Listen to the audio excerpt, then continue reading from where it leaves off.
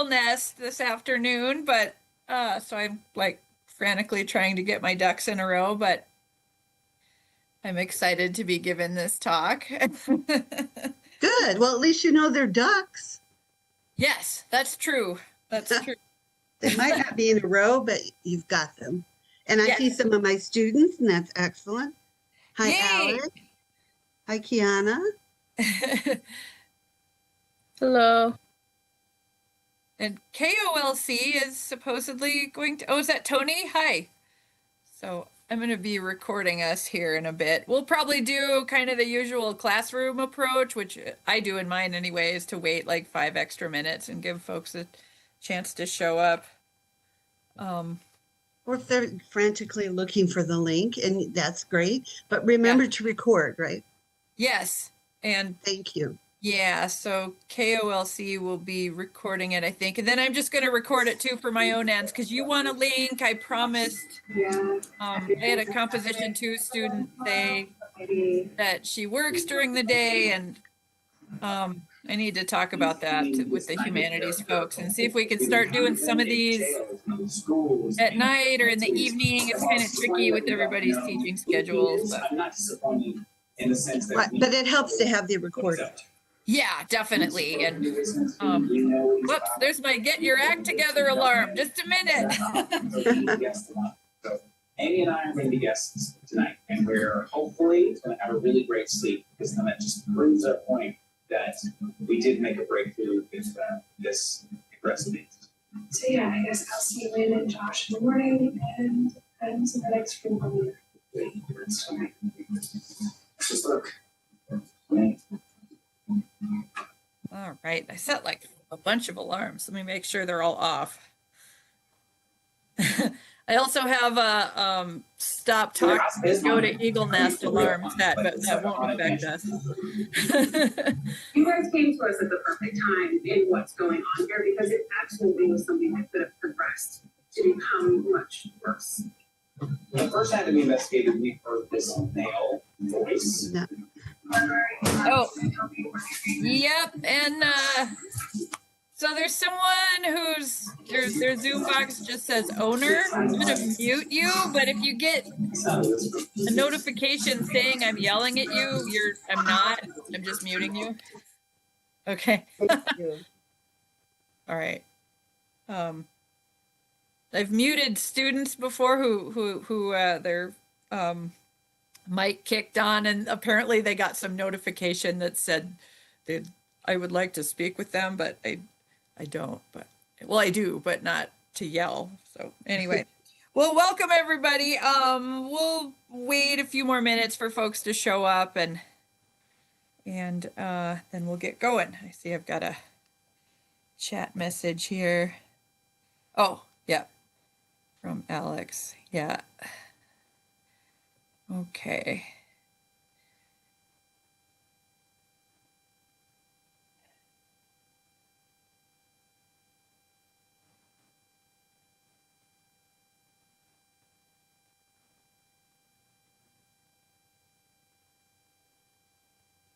Oh, there's Traylon. Hi, Traylon. How you doing? Long time no see. Hey, can you hear me on this thing or no? I can. Yep. Doing pretty good. Doing pretty good. I'm excited to be here. Yay, good.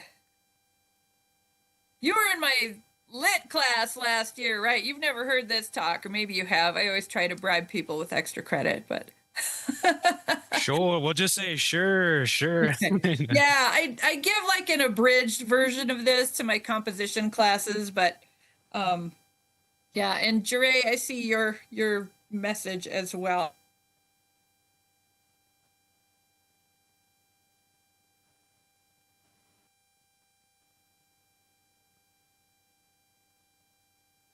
Of noon, everyone. We'll wait like, I don't know, a few more minutes for folks to show up, and then we'll get going. I do have to drive to Eagle Nest today, so I need to finish like right at 1 or 1:10 or thereabouts, but we'll be okay. So all right, there's Adam. Hi, Adam. Hi, how you doing? I'm hanging on. How are you? Good, good. Good, good.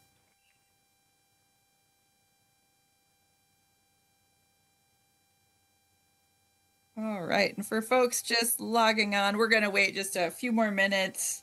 I have to remind myself to hit record, so in my notes, and I highlighted it, hit record. You've heard my kind of off the cuff version of this talk, Adam, but today I have formal speaking notes, though they are handwritten. So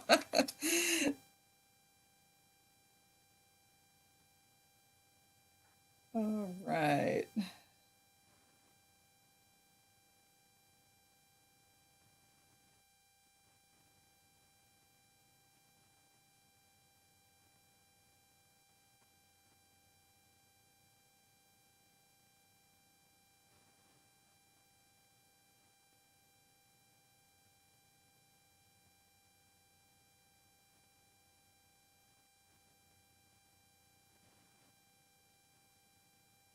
Okay, so again, we'll wait a couple more minutes. I'm gonna get into the Humanities Drive folder. We have a new feedback form for co-curriculars that you should be able to fill out at the end. So it's just kind of a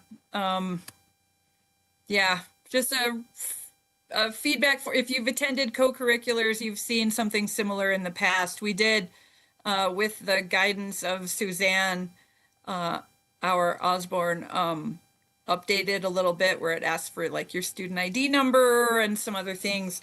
And I just was fiddling with that this morning and noticed that it said it was it's just a Google form and that it was not accepting responses. So I got into edit and hopefully fixed it.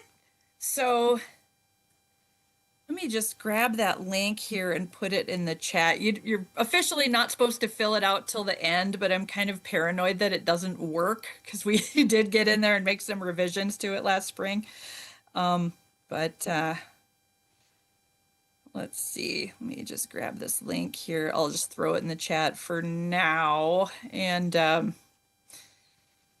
we'll see how things go, and then I'll remind you to fill it out at the end. So 1 second here.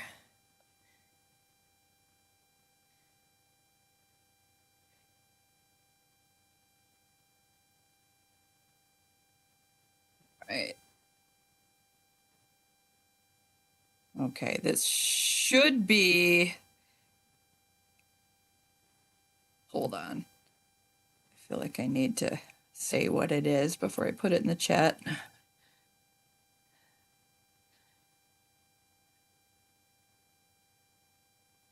So again, hopefully this works. If not, the humanities department has some more fiddling to do, but again, not supposed to fill this out till the end, but it should work, I think.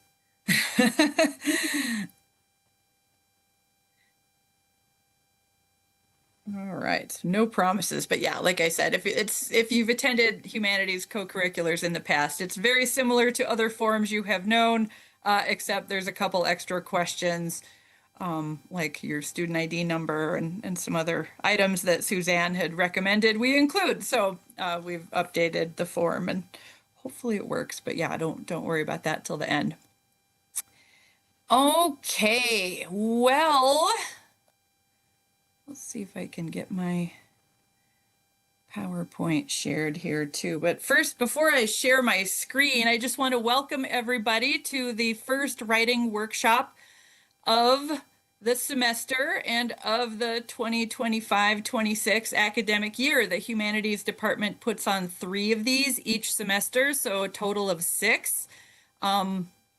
And many of the humanities and social science faculty like to try to entice, I won't say bribe, but entice our students to attend with extra credit. And if you're just here as a community member or as a curious student wanting to learn more, that is great. Welcome. And let's see. So let me see if I can share my screen as well.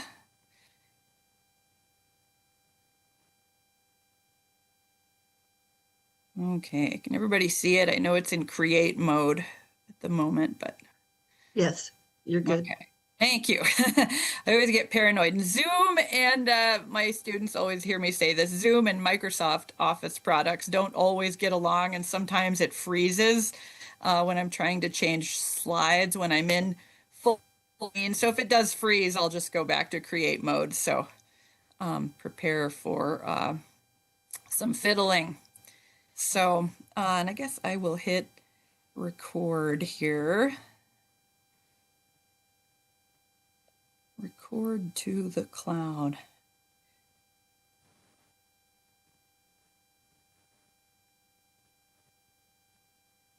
Okay, and we should be recording. So welcome again, everyone, to the first writing workshop of fall semester.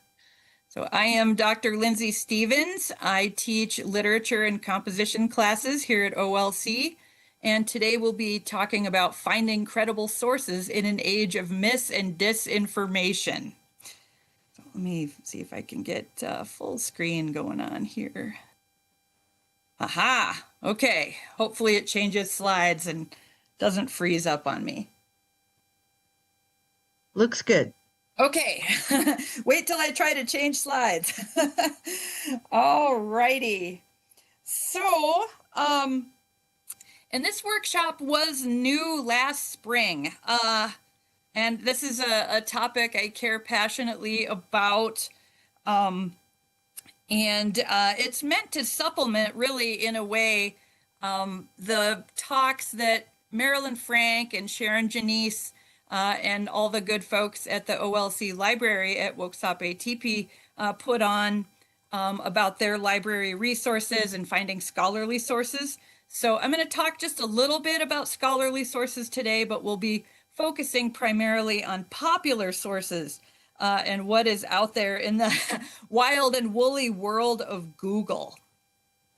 So I'm going to come at this a little bit maybe sideways at first, but just to kind of give us some background as to why it might be important to vet our popular sources out there in the the world of the of mis and disinformation.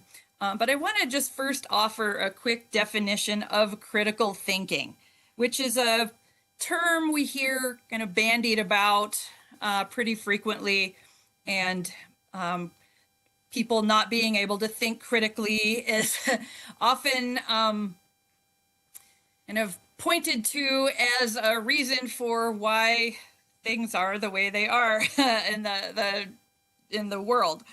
But I want to try to offer just a quick and dirty definition, at least what I always tell my composition students, is that critical thinking means to question everything.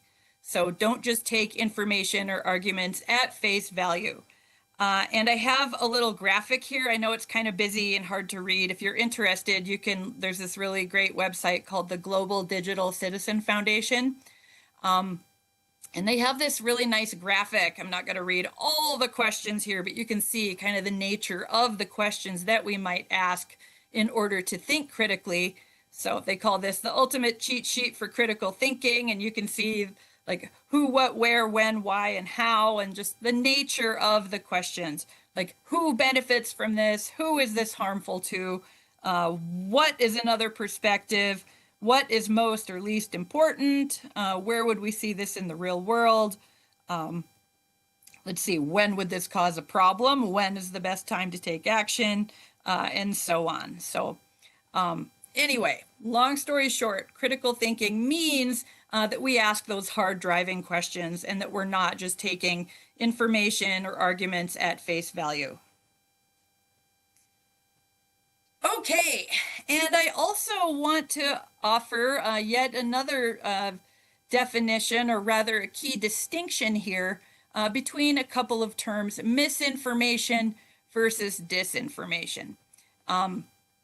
And one of my favorite composition and rhetoric theorist is named Andrea Lunsford. She's the author of several books, including my favorite composition textbook, Everyone's an Author, and then another one called Everything's an Argument.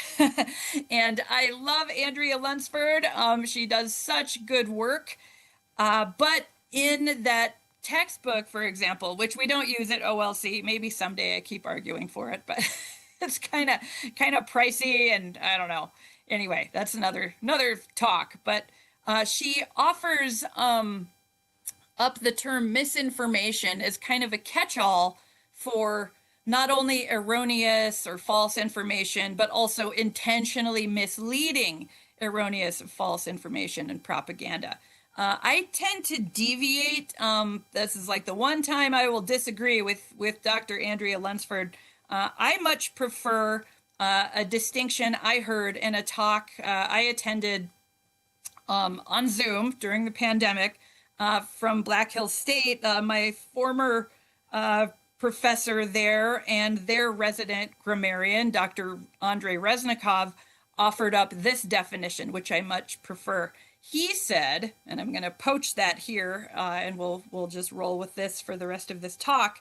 He offered up the definitions of misinformation being erroneous or misleading false information, right? If you've ever shared something on Facebook and then didn't know that it was sketchy, but it was a mistake, right? It was not intentional necessarily. That would fall under the umbrella of misinformation, whereas disinformation is intentionally misleading erroneous or false information, or even outright propaganda. So just a key distinction there. You'll hear both terms kind of thrown around, but I really like the term disinformation because I think it really, I don't know, just the that hard prefix there of dis really underscores the intentionally misleading aspects of that sort of news or information. Okay, so I am a child of the 1990s, by the way. I'm a little bit older, and this is Fox Mulder. If you're an X-Files fan, that's the poster that was on his FBI office wall. He was kind of a UFO chaser, another other supernatural phenomena enthusiast. But anyway, I thought that was appropriate for this slide, and I want to also discuss why we should care about avoiding mis and disinformation for a couple of reasons. And one is just in our everyday lives in a civic context, right? So a well-informed and critically thinking citizenry is better able to navigate and respond to the never-ending fire hose of fake news, propaganda, outright lies, conspiracy theories, media biases, and hyper-capitalist temptations aimed at everyone in today's digital world, right? So it'll just help us in our everyday lives. Things are increasingly digitized. It seems like we almost just think about something and there's an ad for it on our phones suddenly, and we need to be able to sift through that. Also, as college students, in an academic context, as students, writers, speakers, scholars, and thinkers, our work is only as good as the sources we use to back up our own bold claims. So in academic writing, bibliography, your sources, right? Everything that's on your references page, that is everything. So you want to pick the most credible, solid sources that you possibly can. So avoiding mis and disinformation will help you be a better college student, and then also in your just everyday life as you well, I hope not everyone doom scrolls, but as you're scrolling around trying to figure out what's happening in the world. Okay, I want to also talk about rhetorical appeals to readers and listeners in the context of mis and disinformation. As a composition instructor, as an English teacher, I tend to frame almost everything through rhetorical appeals. This is the stuff that keeps me up at night. Many students learn these in high school, right? Ethos, pathos, logos. You've probably heard of those before. Others don't get them till college. I was one who didn't get them till college. And we think about those in a composition class when we're writing a paper and we're thinking about audience and how we might get their attention and keep it in our work. And then if we're arguing, how we might convince them, right? But I've also been just kind of idly trying to theorize our current state of mis and disinformation through these rhetorical appeals. And it makes a lot of sense, in fact. So hear me out. So first we have pathos. This is the one that students always seem to remember. And pathos, as you might recall, appeals to the audience's emotion. So the kind of nuclear example of pathos is, it's not the Humane Society ad, but it's, I forget what it stands for. I don't know, it's got the commercial has it's black and white, has the Sarah McLachlan song In the Arms of an Angel playing, and they're showing all these dogs and cats in a shelter, and it's very sad. And the commercial goes on about 5 minutes longer than it should. And at the end, you're just like, make it stop, please take my money. That is a very popular example of pathos, right? And that appeals to the audience's emotions. In the context of our current times and mis and disinformation, I think pathos can also help us think about what's available to us as just viewers and readers, right? Pathos is very powerful. It's also very in vogue in this socio-political moment. Cable news relies heavily on inciting rage and fear in their viewers. And pathos, I think, can overpower logos and ethos, for that matter, quite a bit. Logos, as you might recall, are appeals to the audience's logic and reasoning. So when we don't have hard evidence, we can turn to deductive or inductive reasoning and walk our readers through our logic. So deductive reasoning, that's kind of getting into the realm of a composition class a little bit, but deductive reasoning has major and minor premises. It's called technically a syllogism. So kind of a famous one is when, as a major premise, when it rains, the streets are wet. And then the minor premise would be, it is raining. So therefore, we might reasonably conclude that it is raining, therefore the streets are wet. Inductive reasoning kind of works in a different way and gathers or reaches a conclusion from patterns, right? So if it, on the other hand, if it rains every Tuesday or snows every Tuesday, as was the case in my composition 2 class last spring, we might reasonably conclude that it is Tuesday, therefore it's going to snow or rain. So, but anyway, we can, when we don't have hard evidence, we can walk our readers through our logic. So that said, pathos can overpower logos. Reasoning takes time, right? It takes a lot of time to work through those syllogisms, work through the logic, and refute all of that mis and disinformation. So pathos can easily overwhelm logos. So do slow down, take your time, sort through the logic. And then, of course, there's ethos, which is the credibility of the speaker or writer.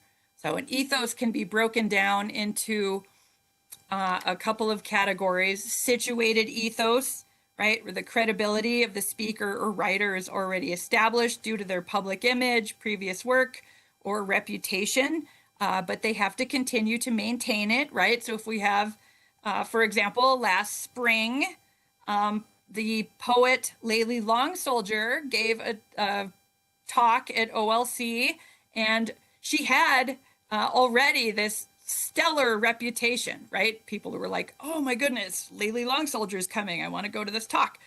So her reputation preceded her. She had to work to maintain it. Of course she did, and then some. But yeah, she just gave this fabulous reading. But she carried with her this gravitas, this situated ethos.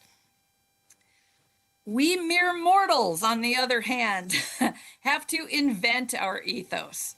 So in this case, the writer or speaker has to work to establish their authority so their audience will trust them. So in academic writing, we can boost our ethos by eliminating typos, sentence errors, proofreading carefully, citing our sources in perfect APA, formatting our papers correctly, and then also by selecting the most credible sources to support our own bold claims. So this shows our audience that we're trustworthy. And if we're writing an argument paper or a persuasive essay, as both Comp 1 and 2 students will be doing at the end of the semester, then we do have a snowball's chance of convincing our readers of whatever it is we're arguing.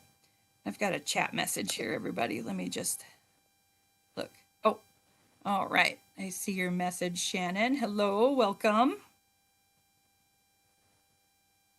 Uh-oh, it's going to do that thing where it freezes. Here we go. Hello. All right. Well, let's move on now. And again, I don't want to step on the library's toes at all. So again, this talk is intended to supplement what Marilyn and Sharon and all the librarians do. I'm going to talk about scholarly sources just a little bit. But again, our focus today is on those popular sources. But we'll just kind of draw a distinction here. So popular sources versus scholarly sources. Popular sources use more approachable language, right? They're meant for a general audience. They will sometimes have hyperlinks. I'm sure you've seen this. I was just reading an article last night that had hyperlinks. They will, it's not impossible, but they will rarely have references or works cited or bibliography page. References is APA, works cited as MLA, bibliography, Chicago, whatever citation style a certain scholar might use. But anyway, you're probably not going to see those things in a popular source. So it's not impossible, but it's really rare. And then popular sources tend to have ads, sometimes too many, it seems like, in our hyper-capitalist age. Popular sources will also have pictures, right? National Geographic is kind of the go-to popular source for a lot of students. And a National Geographic photographer, that's a great gig to have, right? That's kind of the dream job, I think, for a lot of photographers, is being a Nat Geo photographer. But National Geographic as a publication has been around for a long, long time. They're very reliable. They're very credible. I think they might have a paywall these days, which is not that great, but they've been around for quite a long time, and they're considered to be a very reliable source, as we'll see on my next slide. And popular sources are also edited and hopefully fact-checked, not peer-reviewed. The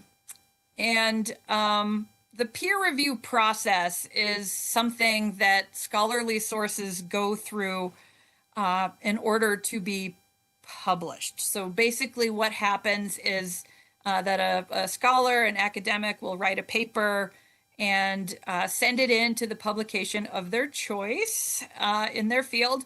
And then it's read by experts in that field and either rejected, which is what happens most of the time, or accepted for publication with revisions, or very rarely accepted with no revisions. But either way, a popular source does not go through that peer review process. But those scholarly sources, those articles, that we access through the library databases does.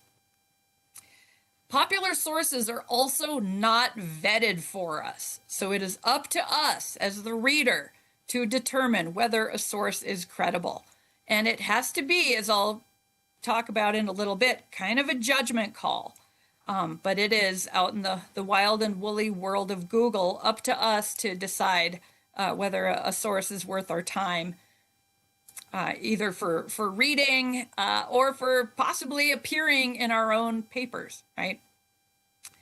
So scholarly sources, again, not to step on the library's toes, but I'll talk about this just a little bit, just to make this distinction. Scholarly sources do use technical jargon and or fairly dense prose. So they are intended for experts in a certain field.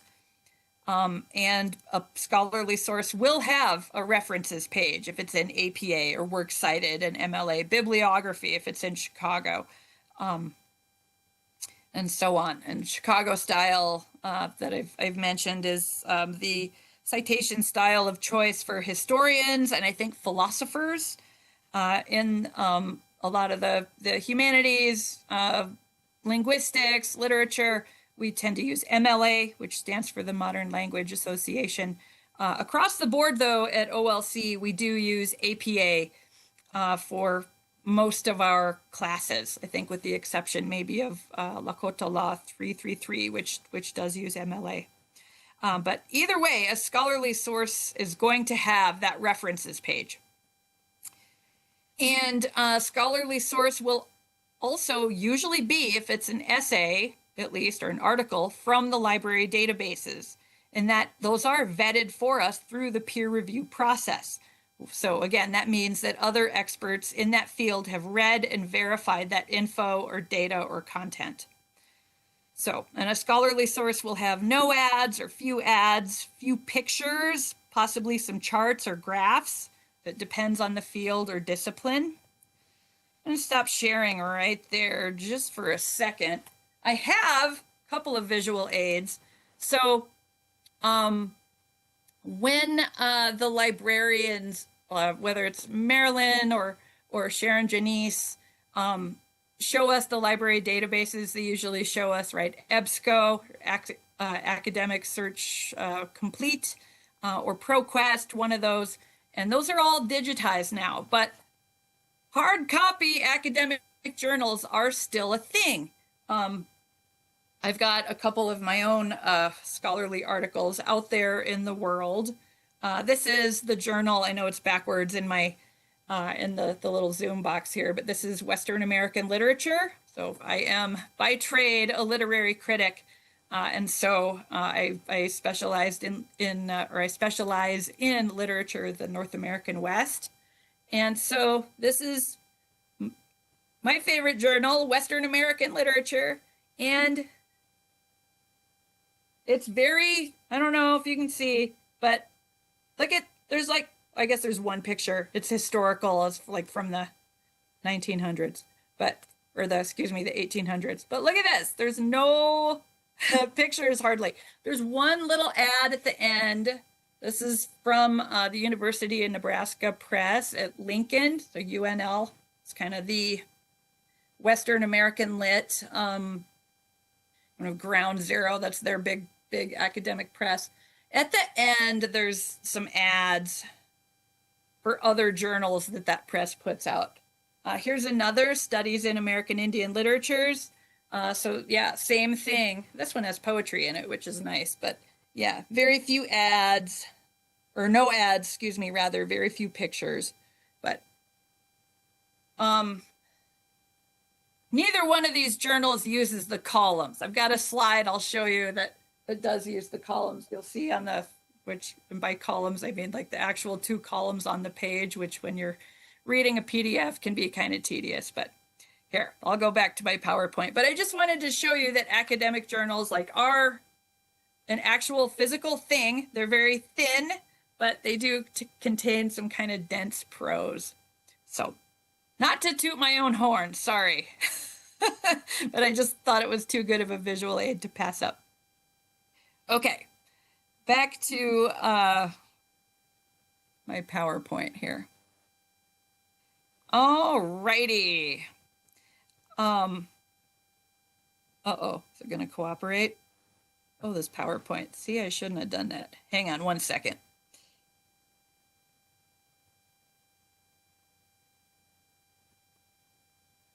Like I said, if it freezes up, I might have to stay in create mode here. All right, let me reshare here. Do.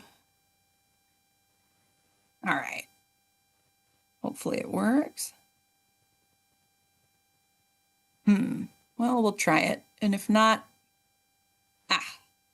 there we go.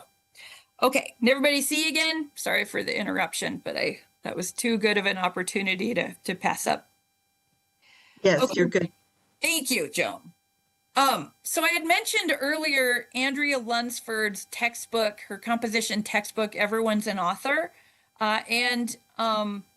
She does have a very lovely chapter about distinguishing facts from misinformation, which I appreciate. And then she also has later in that textbook a couple of chapters about research, and she takes great pains to distinguish popular from scholarly sources. And I had mentioned National Geographic, and this is a scan, by the way, of that page. I know it's a little pixelated, you can't quite see, but anyway, there's National Geographic. So again, that is just kind of the go-to example of a credible popular source. So there's kind of a typical Nat Geo cover. We've got Genghis Khan glaring out at us. And then over a little bit to the right, there's just a kind of classic Nat Geo, excellent photograph there. And then there's a sample of a page there. You can see there's another smaller photo. There's some wraparound text, a meaningful quotation, a meaningful blurb kind of sticking out. And I know it was hard to see from the scholarly journals I just waved at you, but here's another example. This is the American Journal of Human Genetics that Lunsford uses as an example of a scholarly source. And the cover is not really that flashy. I'm a literature person and not a geneticist, so I won't judge. But you can see it's not nearly maybe as visually appealing as the Nat Geo cover. And then we have as text the title, "The Genetic Legacy of the Mongols." And that, I know it's hard to see, it's a little bit pixelated and teeny tiny there, but there are lots and lots of authors for that one. And then in the very tiny print that I know you can't see, but it has all of the institutions that those authors are affiliated with, like Oxford and Princeton and all these fancy schools. And then there's the two columns that I was talking about. So often you'll see that in those scholarly sources. So I just really like this graphic or this page. I think it's a nice compare and contrast kind of example of popular versus scholarly source, just visually. And I've talked about content-wise too, and their aims, how they're different as well. Okay.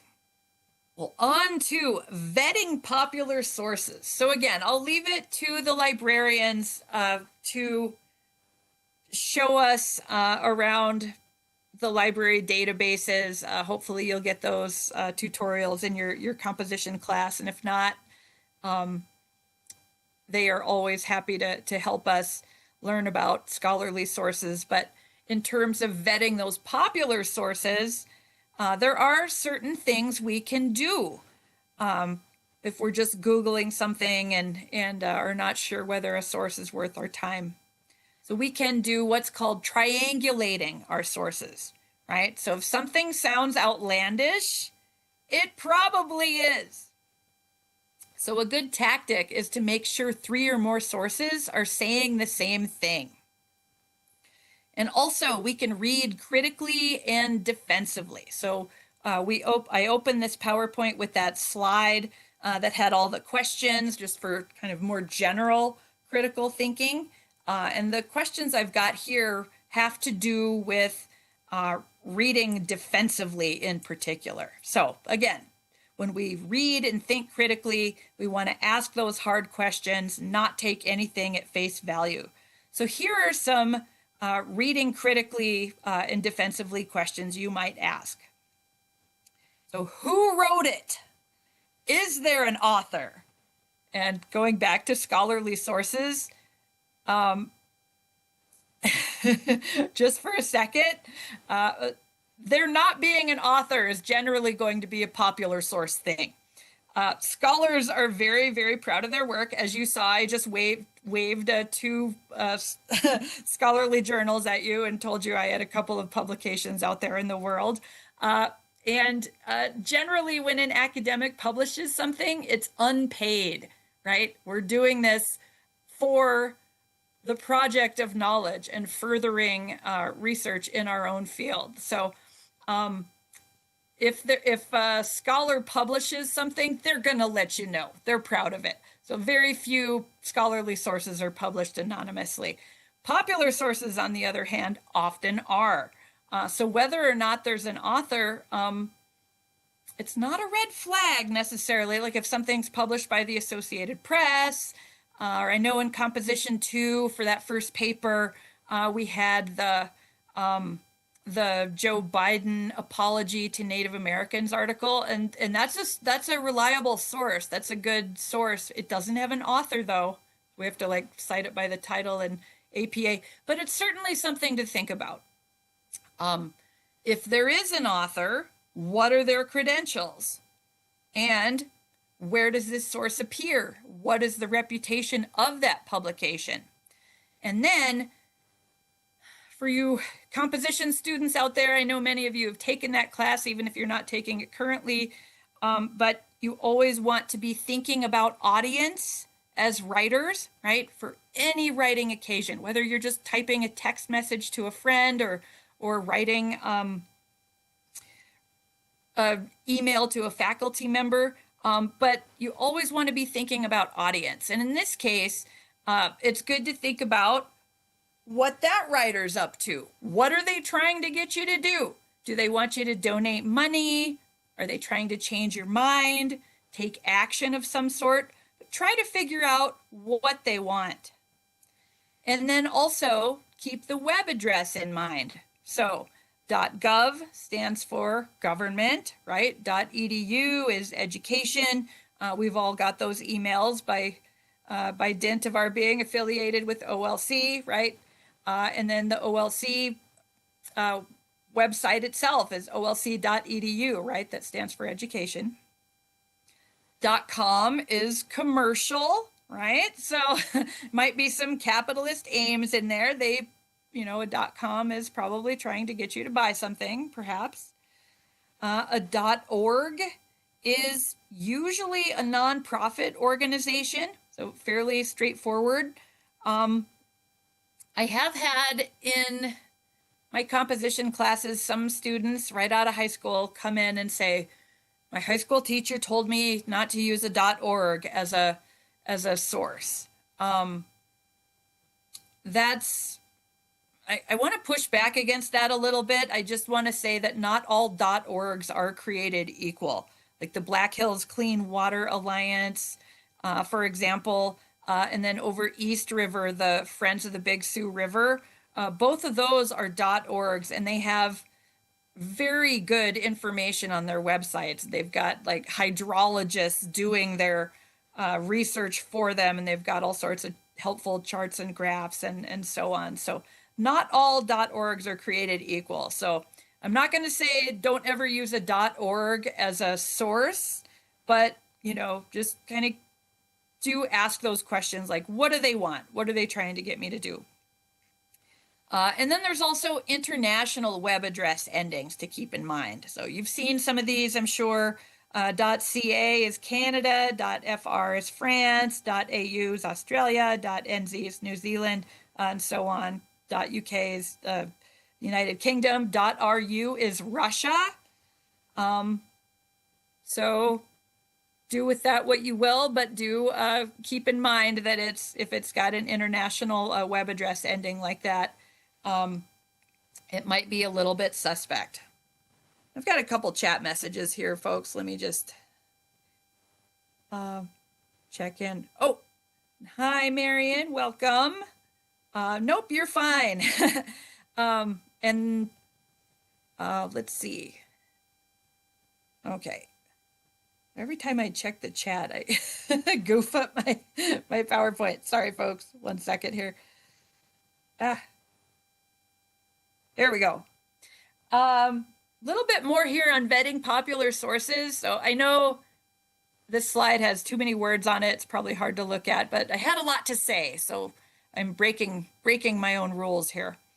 But you can also check any links to see who sponsors the site, whether they're trustworthy sources, and be careful of over-the-top headlines, which do serve as clickbait to draw you in. So if you see words like amazing or epic or incredible or unbelievable, those are very serious red flags. Do you want something in your composition paper or your essay for, whatever class you're writing a paper for, with something like that in the title? So again, your paper is only going to be as good as the sources that you pick. So stay away from clickbaity, amazing, epic, and incredible, unbelievable headlines. I laugh because there's a ton of them out there. And then also pay attention to design. So be wary if it looks amateurish, but don't assume that a professional looking design means that the source is accurate or trustworthy. And then also be sure to recognize satire. Some writers do make a living by writing satirical fake news articles, right? The United States has a long history of this that began with Jonathan Swift. The New Yorker and The Onion are renowned for their satire, but there's a lot of others out there, lots of satire. And you can also check facts and claims using nonpartisan sites that confirm truths and identify lies, such as factcheck.org, Snopes, All Sides. Those are all really helpful websites. So once in a while, if there's some big, I don't know, situation or conspiracy theory seeming thing going on, I rarely go to Snopes, but once in a while I will. I'm like, this cannot be real. And I'll go to Snopes and I'll see that it's debunked. And then you can also look up any research that's cited. It may have been taken out of context or misquoted. So just, again, something to keep in mind. And these are all just tactics that are meant to be helpful. Because again, it is a judgment call when we're vetting these popular sources. Another thing you can do, I know we're not supposed to read the comments in a news article. It is annoying, but you can look at the comment section. If multiple parties in that comment section say the article might be false, so a little bit of a red flag there, proceed with caution. That said, there are lots of internet trolls out there who love to stir the pot. So the comment section might too be a little bit compromised, but it's worth at least kind of skimming down, scanning down, and seeing what's being said. And then also be aware of media bias, which may strive to advance political agendas.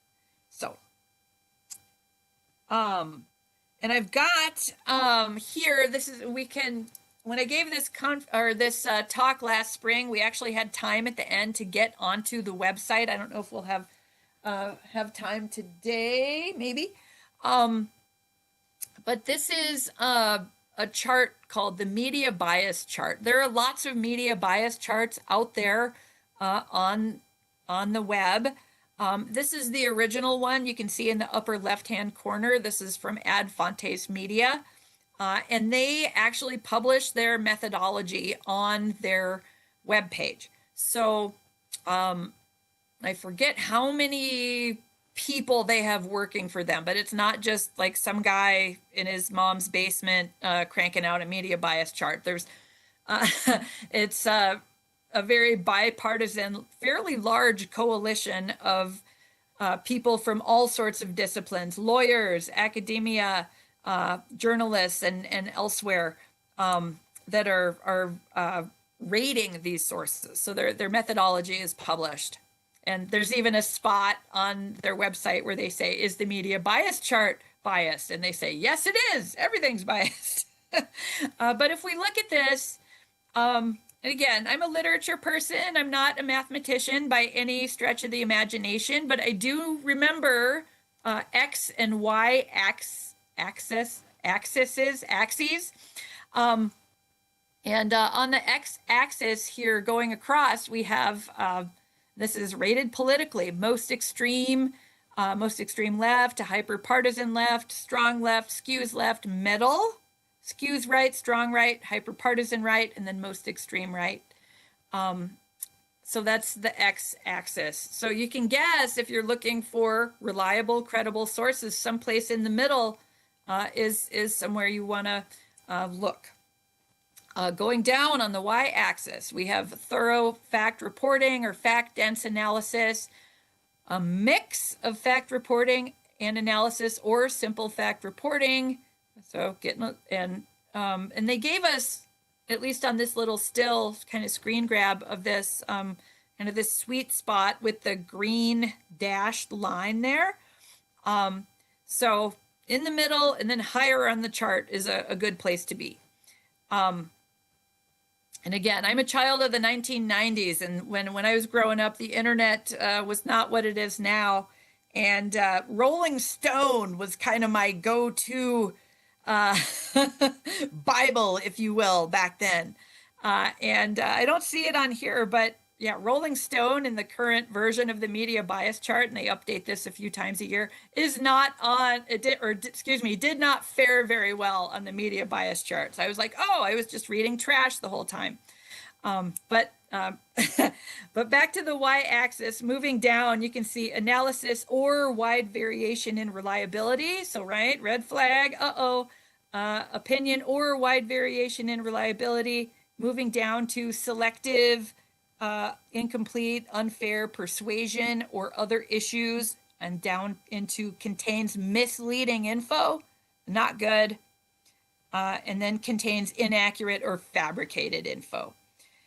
So again, I don't know if we'll have time for this today. We might just want to spend our time talking with our little bit of time at the end here, but the media bias chart by Ad Fontes Media is worth your time, and at least to see, you know, and I know not every source you might use for a paper is going to be on here, but just in terms of being, you know, a responsible citizen and seeing like how your favorite publications rate according to this thing, it's certainly an interesting read. Okay, I believe this is my last slide, and then we can talk about some stuff. But I want to just offer another little reading strategy. So I gave you quite a few questions you can ask, like who wrote it, what are their credentials, and then also the strategy of triangulating your sources and making sure that 3 or more sources are saying the same thing. But going back to what I was saying about the media bias chart and how they themselves admit that their own chart is biased, like we are biased readers ourselves. So it's good to think about that as well. And one sort of bias that we as readers are vulnerable to is called confirmation bias. And that's the tendency to accept, agree with, or search for information from sources that confirm what you already believe or think. Okay, and here's a little cartoon to illustrate that here at the bottom. This guy's surfing the web, and he says, I've heard the rhetoric from both sides. Time to do my own research on the real truth. And then the central panel, you can see he has found literally the first link that agrees with what you already believe. And he's just very excited about this. He's like, jackpot. So, and then down the rabbit hole he goes, right? And then there's also something called an attribution bias. And that is the tendency to attribute motives or reasons for the behavior or ideas of others to a personality trait rather than to a particular situation. For example, that author is just driven by greed. And for you composition students, if you've, I know it's kind of early in the semester for this, but if you've taken those classes before, you may have heard of the logical fallacies. There's a logical fallacy called a hasty generalization. And the attribution bias, I think, is a very close relative to the hasty generalization, just kind of writing somebody off with making that big sweeping statement. Okay, so that was, yeah, almost my last slide, but yeah, so I just want to, yeah, we're about out of time here. So we'll have to, again, I just want to encourage everyone to play around on the media bias chart website on your own. I can put a link to it in the chat if you're interested.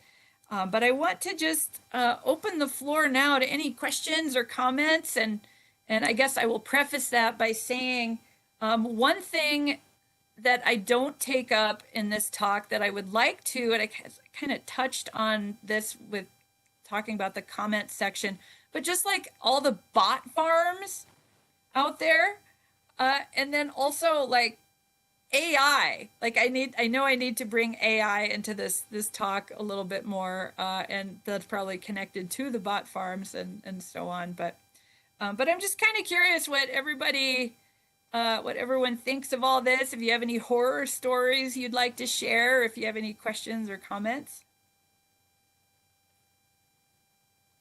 Anybody? Hi, Nikki. Didn't see you there.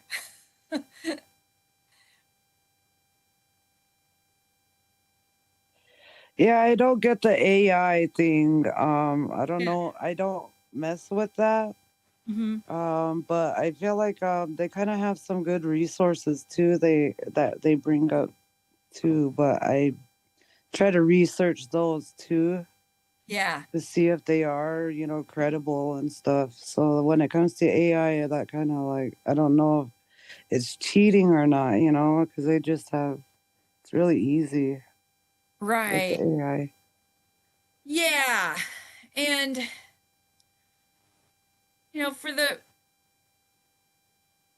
and OLC is still, I think, working on like an AI like blanket policy for the whole school. And one of the big discussions in academia is how to use AI responsibly. In the humanities department, humanities and social science for the first time is coming up with our own AI statement for our syllabi. And for the first time this fall, I included an AI statement in my syllabi, or in my syllabi, and I think quite a few of my colleagues did as well. And in terms of like composition or speech or something like that, like we've all kind of decided that it's okay to help like with brainstorming or even creating an outline, but you can't just be like, hey, chat GPT, write me a persuasive essay. But in terms of finding sources though too, like it's certainly a bit tricky. And I think just keep doing what you're doing and ask those questions and try to read defensively and think critically about it. But yeah, it's kind of weird new terrain that we're in. Does anyone have anything to add to that? AI just kind of, it seems like it's here to stay. And yeah, I've grudgingly accepted it. So I'm now trying to figure out how to use it responsibly. At the same time, like, I consider myself to be at least something of an environmentalist, and I don't care for all of the energy that it uses and so on. And so I kind of use it sparingly, I think, and I resent deeply now that anything we Google like brings up that AI response, but it sounds like that's just how it's going to be now, going forward. Yeah, I tried for a long time to not it just pops up anyway, you know. Mhm. And then I tried, you know, to keep it off of there, but it just automatically it's on there now Yeah. on my computer, you know. So every time I look up stuff, that pops up first. Yeah. There's a way to Sources and disable it. stuff. And I've Yeah. tried to figure out how to do it, and it's like impossible to do. There's like, 20 clicks and Yeah, so I look up, you know, what they have, but then they have other sources, better sources underneath it. So I try to go with those first. yeah. Yeah, that's a good tactic.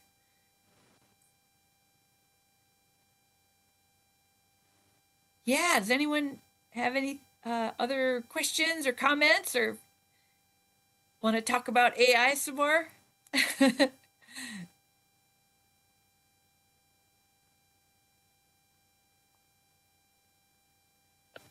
I'm going to put two in the.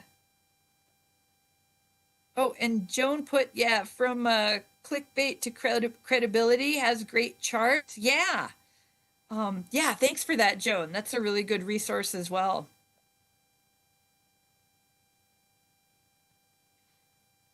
All right. Well, while you're all thinking of questions, again, we're about out of time here, but yeah, if anyone thinks of anything, I do have that feedback form for everyone to fill out. I put it in the chat right at the beginning here, but again, hopefully this works. Nikki, who is here, and I revised it last spring, so there's a couple more questions than there used to be. But here's a link to the feedback form. Hopefully it works. It said earlier this morning that it was not accepting responses, but then I fiddled with the settings and now it should work. So hopefully, fingers crossed, but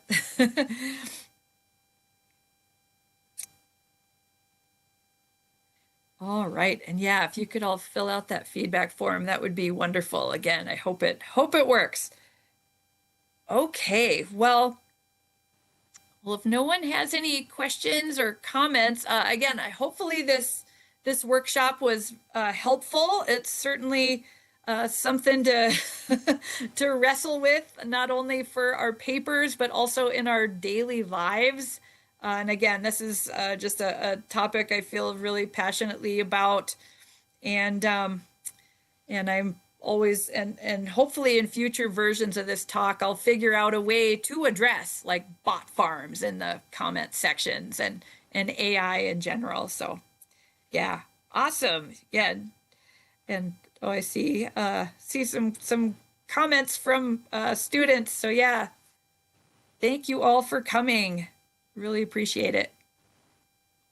Okay, well, I guess we can call it a day then, folks, and I get to get in the car and run off to Eagle Nest. But please fill out the feedback form. Thank you again, everyone, for joining us today, and keep an eye out for writing workshop 2, which I think will be coming up in October, and will have to do with APA format. So put on by my colleague and friend Virginia Town. So thanks, everyone.